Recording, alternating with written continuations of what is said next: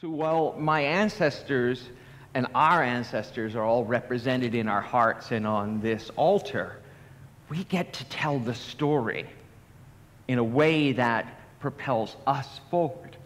Honoring them and honoring ourselves and what we are becoming. Exactly. So that there's a new way of looking at things. And I've been very present to, in the past couple of weeks, that how do we hold this? How do we hold our lineage, our legacy? And how do we create the legacy we want to leave? So there's no accident in life. It's always just the opportunity to go forward.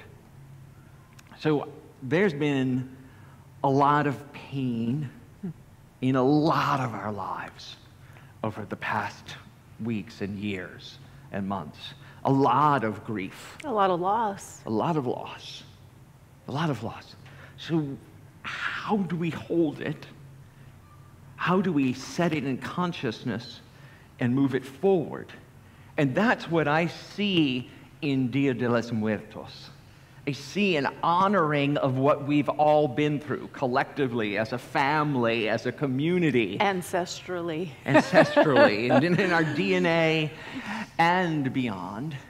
And then how do we tell the stories, and which parts of the story do we move forward into the next generation and the next experiences that we are creating with our minds, with our words, and with our actions, right? Because it takes all three, and feelings too. Emotion are a big part of it. And you know, one of the literary geniuses of San Francisco wrote that there's your biological family and your logical family. Right? Right. And we have come here together today in our logical family, our self-selected group of people who come to celebrate together, to hold each other up. And believe me, I have felt held up in the last 2 weeks since Noah took his life. And that family is so important while I was with my biological family. Just take a moment and look at each other right now, right? Just take a moment and look at each other.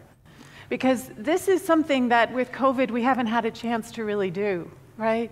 To really be together in space, and with those of you who are watching on the live stream, you are with us, right? Like Ken felt us even though he was in Louisiana, right? But when we come together in this level of consciousness together, we get to build a container of love that is strong enough to allow us to feel all those feelings, to actually be present to whatever it is that's arising around our loss. And to then, as Ken has been saying, to be able to then hold it, perhaps in a new way. The grief doesn't leave us. That's not my experience in any case, right? I can think of my father, and the grief is right here.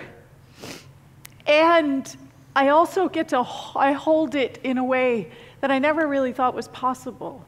And that's because of you and the fact that we can come together in ritual, which is so important.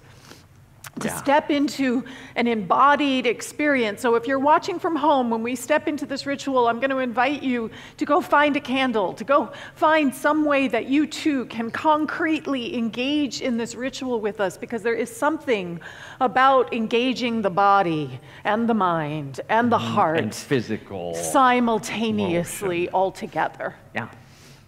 You reminded me when Noah shot himself on Sunday. Might have been with you guys, and I got the call and called DeeAnn, and I got on a plane. My lady got me on a plane at midnight that night, and I arrived in New Orleans at 9 a.m.